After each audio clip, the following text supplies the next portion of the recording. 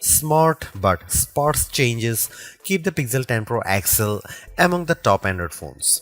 It remains underpowered for tasks like gaming, but that doesn't matter if your focus is on the still excellent cameras, super bright display, or AI features. Just be aware that to get the most out of those features, you will have to wait for updates or for Google's tools to get to grips with your data.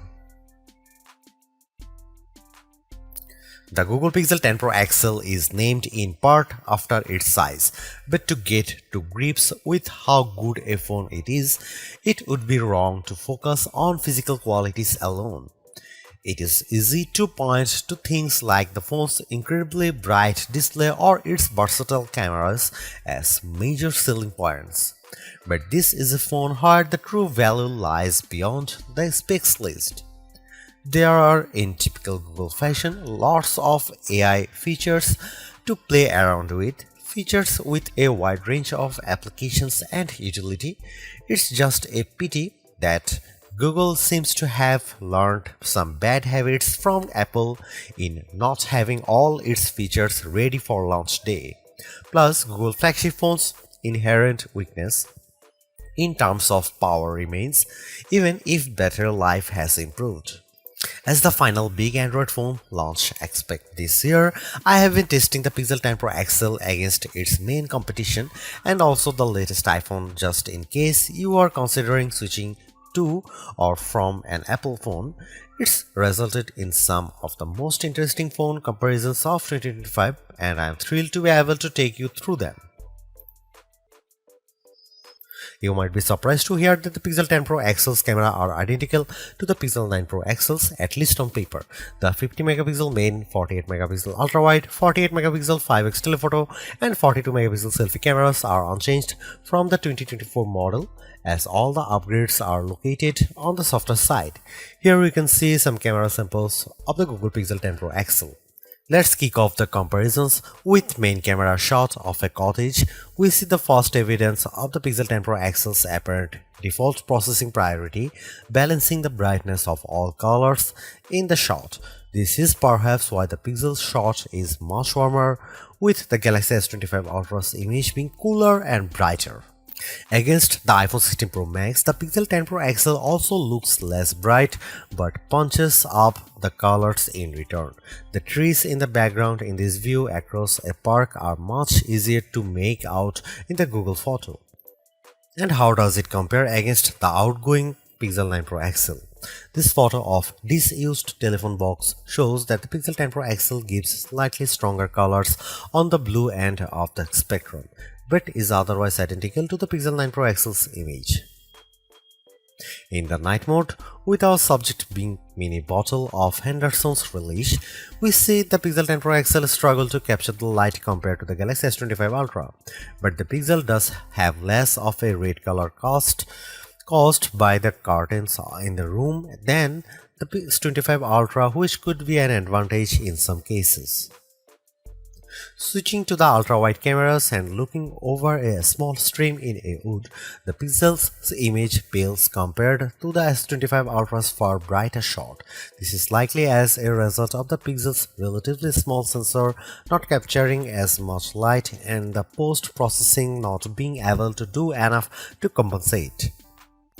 Macro mode also uses the ultra-wide sensor, comparing to the Pixel's effort against of the iPhone 16 Pro Max of a pink flower. The Pixel's shot is darker, again likely because of its small sensor, but the image still has good contrast as we can still make out the detail in the flower's center.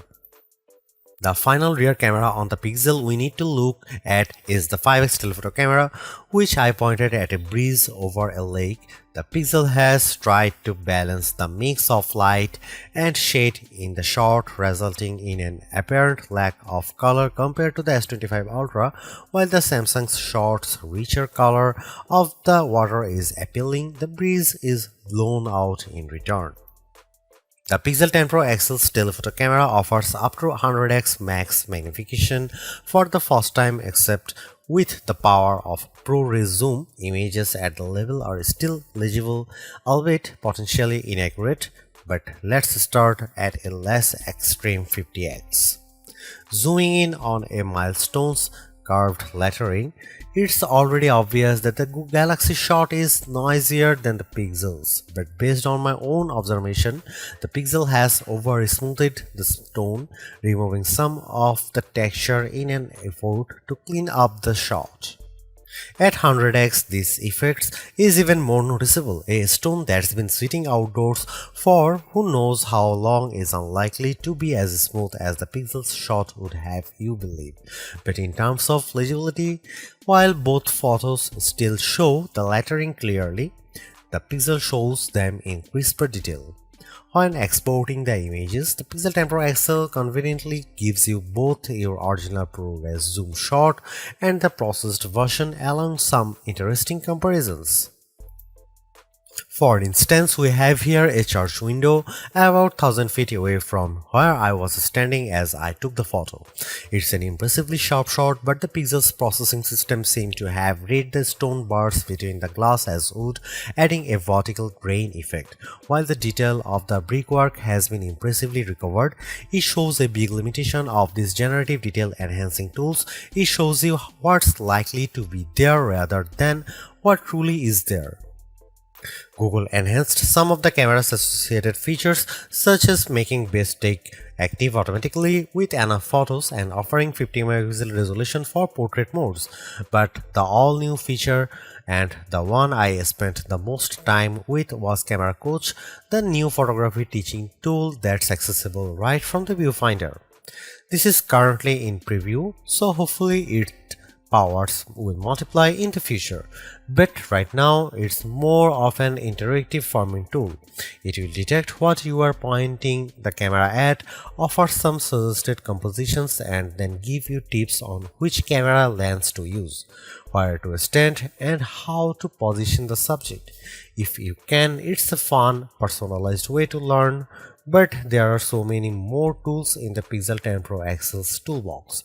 I hope more options or perhaps an advanced mode appear in future to help guide users to try even more, like switching between vertical and horizontal shots, setting a manual focus, or adjusting exposure.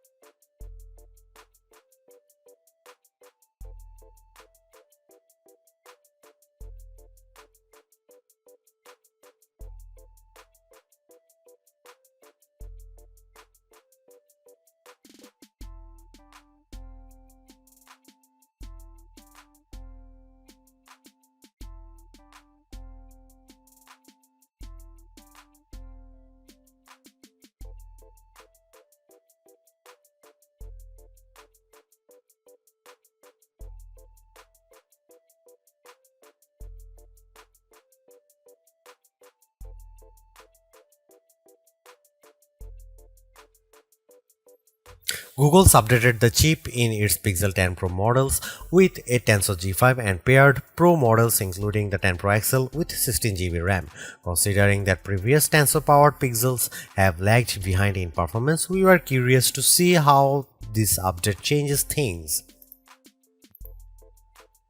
As the results demonstrate, the Pixel 10 Pro XL is noticeably improved over the Pixel 9 Pro XL, but is still underpowered when looking at the Snapdragon and A series chips that power the Galaxy S25 Ultra and iPhone 16 Pro Max. The Adobe Premiere Rush video test shows this specially.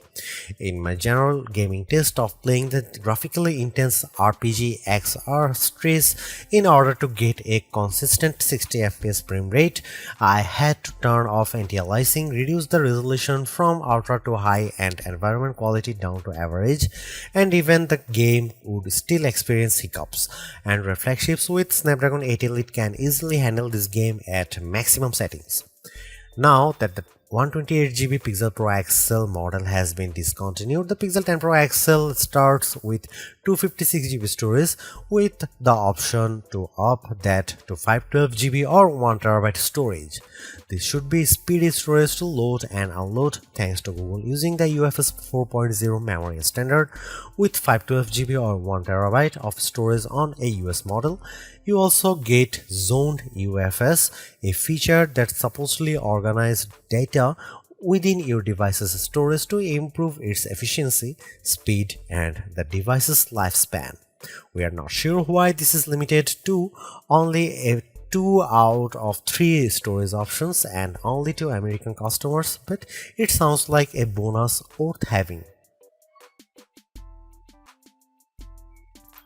Google's made a few but effective upgrades to the Pixel 10 Pro XL. It's a masterclass in efficiency, changing and improving just enough to stay amongst the top of the pack in the most areas. The display's brightness is unmatched, and the camera's ultrawide perhaps aside offer a balanced, natural look that I can see a lot of people liking. It's unfortunate that the Pixel 10 series is still the lowest powered of the flagship phones on sale today and lags behind its main rivals on battery efficiency.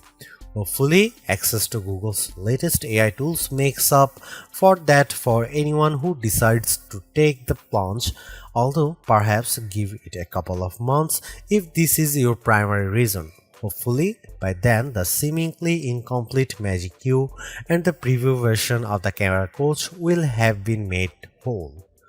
The Galaxy S25 Ultra may still be a better pick for you if you want more power and power efficiency from your phone.